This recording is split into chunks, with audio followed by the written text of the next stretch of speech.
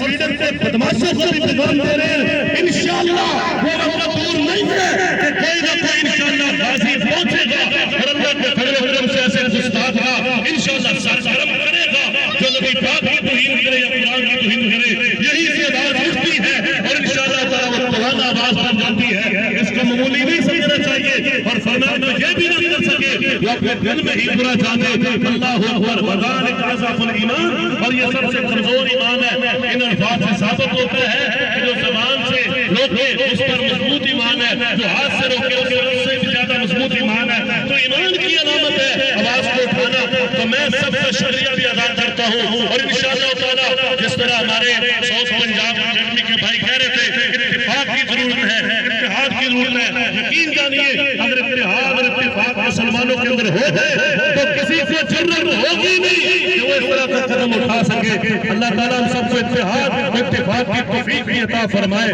تو اللہ فرماتے ہیں ان کے لیے طاقت تیار کرو طاقتیں تو ہمارے پاس موجود ہے صرف ان کو بتانا ہے کہ اگر آپ نے ایسی جرت کی تو ہم تیار ہیں اگر تم زبان سے نہیں ہٹو گے تو ہماری فوجیں ہمارا سب کچھ ہمارا تن من دن قرآن پر انشاءاللہ تعالیٰ قربان ہے حرمت قرآن پر سویڈن کی دہشت گردی نامنظور سویڈن کی دہشت گردی سویڈن کی دہشت گردی سویڈن کی دہشت گردی